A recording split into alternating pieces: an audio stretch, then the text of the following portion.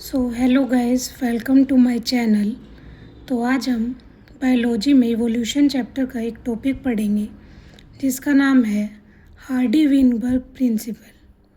तो हम इस टॉपिक को बहुत ही इजी वे में पढ़ेंगे और इसके बाद अगर आप अपनी एनसीईआरटी की रीडिंग लगाओगे तो आपको बहुत ही जल्दी चीज़ें समझ आने वाली हैं। तो चलिए स्टार्ट करेंगे। सबसे पहले आप साथ साथ लिखते जाना, हम कुछ चीज़ें देखेंगे।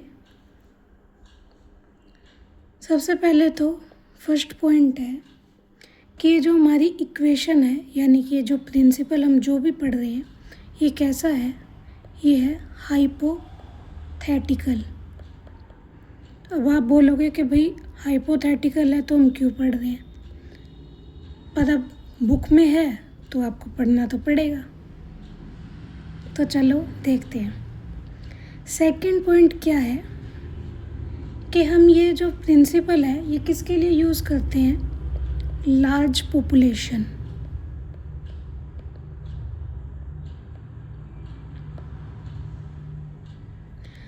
अब लार्ज पॉपुलेशन का मतलब क्या है कि अगर पॉपुलेशन ज़्यादा होगी यानी कि वो ज़्यादा इवोल्व नहीं कर रही, यानी कि that is not इवोल्विंग।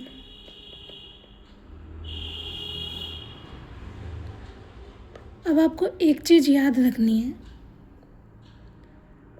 Hardy do not like changes, यानी कि हार्डी को चेंज पसंद नहीं है, यानी कि उसके लिए सारी चीज़ें कांस्टेंट है। अब ये प्रिंसिपल फॉलो होने के लिए कुछ कंडीशंस हैं, अब हम कंडीशंस देखेंगे।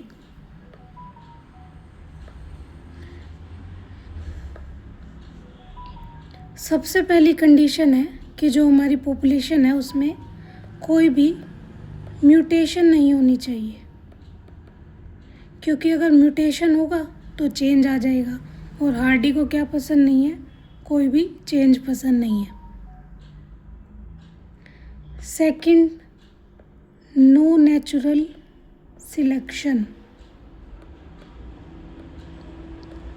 अब आप खुद ही देखो, अगर कोई भी नेचुरल सिलेक्शन हो गया यानी कि नेचर ने कोई एक स्पीशीज़ को प्रमोट कर दिया तो यानी कि उसकी पॉपुलेशन बढ़ती जाएगी।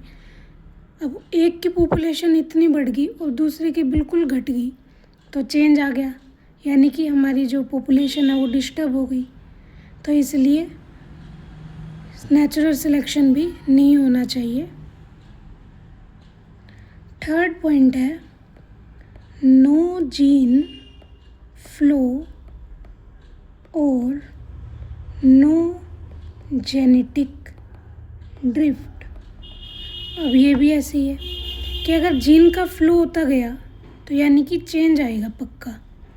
कोई चीज़ किसी के साथ मिक्स हो जाएगी, कोई किसी के साथ, और नई नई स्पीशीज़ बन जाएंगी। तो इसलिए जीन फ्लो और जेनेटिक ड्रिफ्ट भी नहीं होना चाहिए। और फोर्थ है, एक्सट्रीमली लार्ज पॉपुलेशन।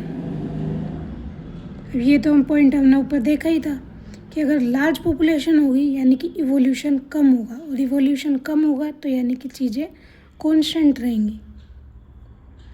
और लास्ट कंडीशन है हमारे पास, रैंडम मेटिंग। अब ये सारी कंडीशंस जो हैं ये हम फॉलो होनी चाहिए, तभी हार्डी-वेनबर्ग प्रिंसिपल फॉलो होगा। अब हम अगले पेज पे चलते हैं। हमने देखा था कि क्या होना चाहिए? Extremely large population.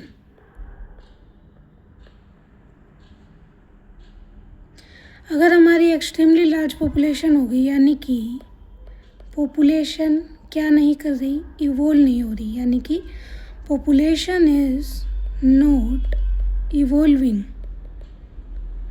पॉपुलेशन जो है वो इवोल्व नहीं हो रही, यानी कि allelic and genotypic frequency will remains constant from generation to generation। यानी कि अगर हमारी पॉपुलेशन इवॉल्व ही नहीं कर रही तो हमारी एलीलिक और जीनोटाइपिक फ्रीक्वेंसी कैसी रहेगी? कांस्टेंट, यानी कि उसमें कोई भी चेंज नहीं आने वाला। इसका मतलब है कि only Mendelian segregation will work, यानी कि जो हमने पहले से सोचा वही होगा। अपने आप एलील जो है वो सेग्रीगेट होते जाएंगे और फ्रीक्वेंसी हमारी कैसी रहेगी? कांस्टेंट रहेगी। तो अब जो है बेसिकली हमारे इस टॉपिक की थ्योरी हो चुकी है।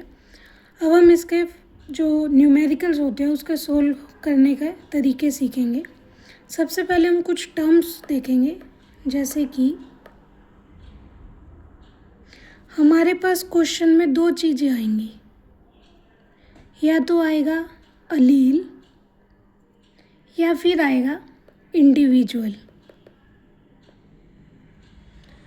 अब आपको एक चीज़ याद रखनी है, जब भी आपके पास अलील लिखा है यानी कि किसकी बात हो रही है? किसी भी सिंगल चीज़ की बात हो रही है। और जब भी इंडिविजुअल लिखा है यानी कि पेयर की बात हो रही है। अब सिंगल की बात हो रही है यानी कि आपने पढ़ा होगा कि या तो P होगा या फिर Q होगा। अब आप किसी को भी मान सकते हो, कुछ भी। यहाँ मैंने P को माना है डोमिनेंट अलील। अगर P डोमिनेंट होगा तो Q अपने आप क्या बन जाएगा? रिसेसिव अलील। अब ऐसे ही इंडिविजुअल किस में होता है? पेयर में। तो पेयर में हमारे पास क्या क्या पॉसिबिलिटी हैं? या तो मेरे पास बनेगा P², या मेरे पास बनेगा Q², या मेरे पास बनेगा 2PQ। अब P² में क्या है? P ही दो बार है, यानी कि दोनों सेम है। तो मेरे पास ये क्या बना? होमोजाइगस डोमिनेंट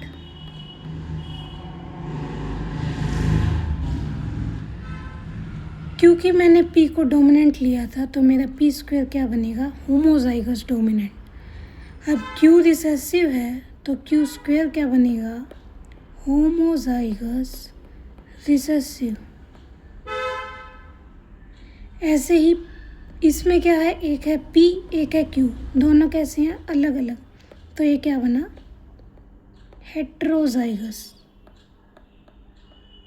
और ये सारे क्या हैं? इंडिविजुअल।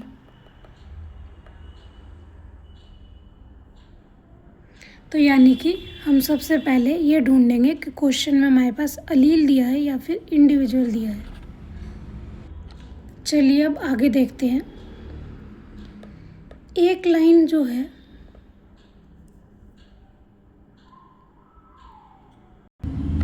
चलिए अब हम देखेंगे।